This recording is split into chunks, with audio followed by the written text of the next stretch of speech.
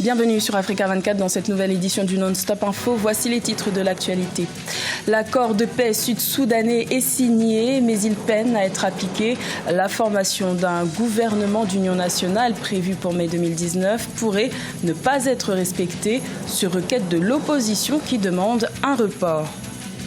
Clôture du Festival international du café et du cacao, Festicofi 2019 à Yaoundé, capitale camerounaise.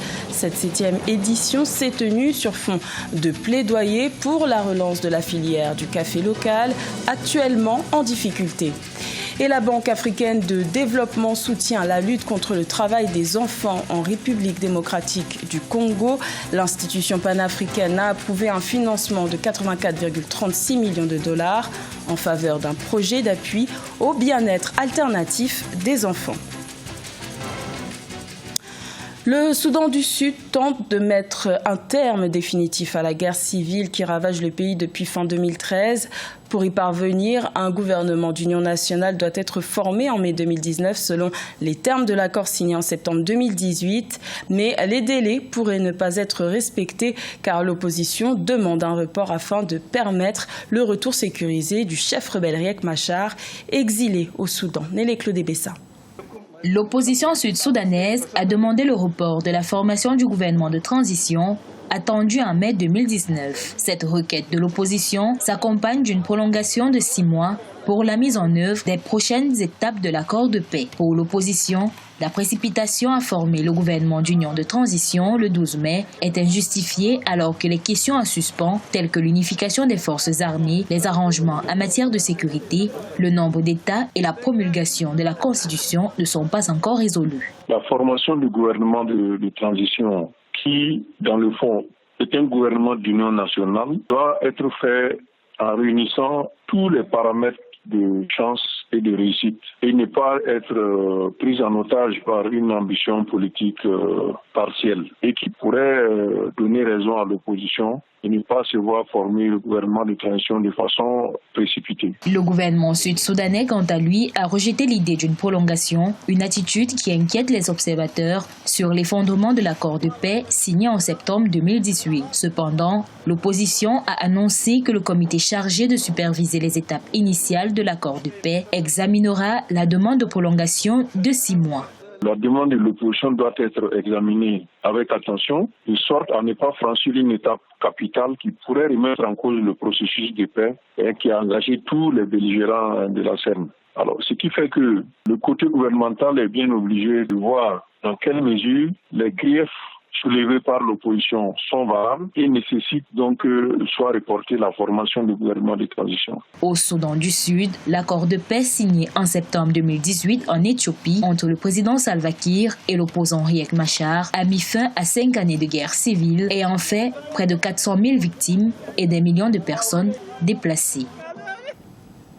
12 jours après la destitution du président Omar el-Béchir le 11 avril 2019, les contestations se poursuivent au Soudan. Les manifestants continuent de réclamer le transfert du pouvoir à un gouvernement civil, chose promise par le Conseil militaire de transition présidé par Abdel Fattah Abdelrahman Bourhan, qui a tenu sa première interview télévisée depuis la chute du président Omar el-Béchir.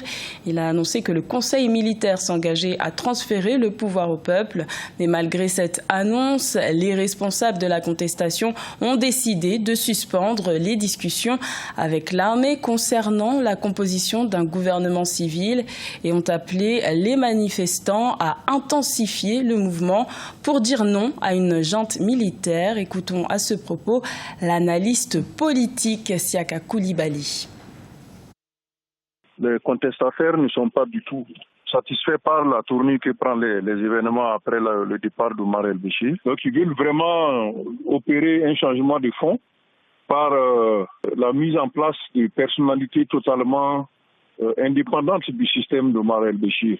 Je pense que c'est pour cette raison que la contestation continue, malgré que Béchir soit parti du pouvoir. On a vu ailleurs où le peuple a fait une entière confiance aux dirigeants de la transition, comme au Burkina Faso. Cela a entraîné pas mal de difficultés par la suite. Donc ici, je crois que cela a éclairé les peuples algériens et soudanais dans la conduite donc, de ce changement de régime-là. Également dans l'actualité, le Mali a un nouveau Premier ministre depuis ce lundi 22 avril. Il s'agit de Boubou Cissé qui succède à Soumeylou Boubèye Maïga, démissionnaire de son poste le 18 avril alors qu'il était visé par une motion de défiance. Notons que dans le gouvernement précédent, Boubou Cissé était à la tête du ministère de l'économie. À 47 ans, il est réputé pour être un homme de consensus, même si l'opposition regrette de ne pas avoir été consultée avant sa nomination. Une brève cérémonie de passation de pouvoir est prévue ce mardi. Au Cameroun, le Festi-Coffee, organisé depuis 2012 par l'interprofession Café Cacao, a connu sa 7e édition du 16 au 21 avril. Cette année, ce festival international était particulier puisque la filière du café camerounais connaît une baisse de régime. Cette rencontre était donc une sorte de plaidoyer pour relancer la filière du café local. Reportage de notre correspondante Viviane Bauken.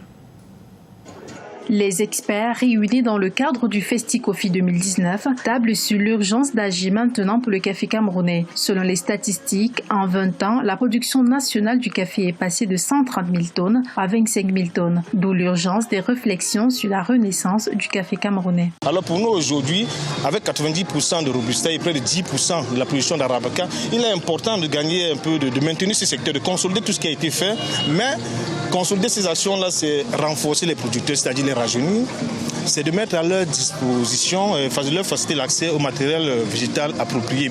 Voilà un peu tout le concept aujourd'hui qui revient à agir pour le café. Oui, il est bon aujourd'hui d'agir pour le café parce que les jeunes commencent à s'intéresser à la production du café. Alors que les terres camerounaises sont fertiles et propices à la culture des variétés Arabica et Robusta, la filière café est confrontée à un ensemble de difficultés qui mettent à mal le secteur. Il s'agit notamment de la rareté des plants, l'indisponibilité des intrants et l'abandon des plantations dans les bassins de production.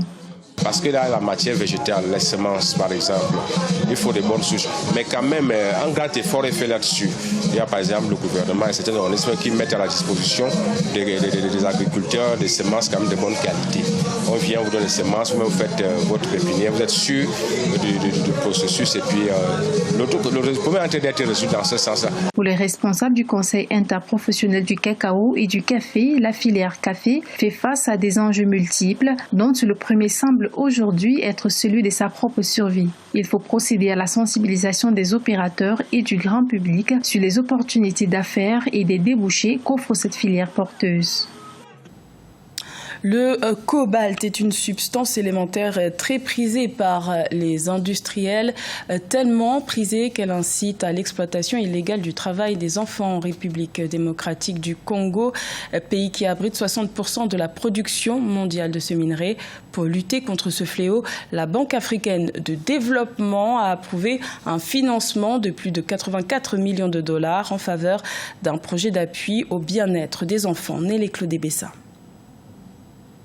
La Banque africaine de développement redonne le sourire aux enfants travaillant dans les mines de cobalt en République démocratique du Congo. En effet, l'institution a octroyé 84,36 millions de dollars en faveur du projet d'appui au bien-être alternatif des enfants et jeunes impliqués dans la chaîne d'approvisionnement du cobalt. Dans le détail, le dit projet sera exécuté sur une période allant de 2019 à 2021. Il prévoit de construire, réhabiliter et équiper des écoles et centres de rattrapage scolaire en dotant d'activités parascolaires attractives pour les enfants, notamment les aires de jeux et de loisirs, les cantines scolaires. La réinsertion sociale de ces enfants, combinée à la reconversion socio-économique de leurs parents et d'autres jeunes dans le secteur agricole, devrait s'avérer une approche durable pour résoudre le problème du travail des enfants dans les mines en République démocratique du Congo. Selon l'approche d'intervention du projet, l'insertion scolaire de ces enfants sera combinée à une prise en charge nutritionnelle, psychosanitaire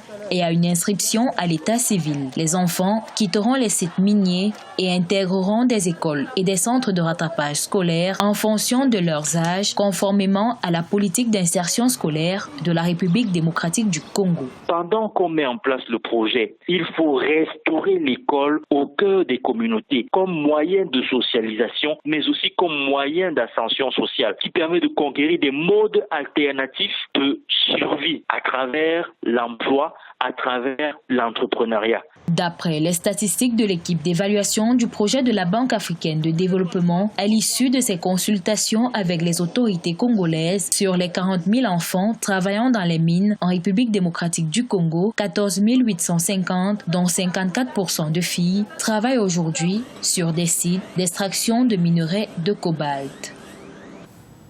C'était le journal de la rédaction. Merci de l'avoir suivi. L'information continue sur Africa 24.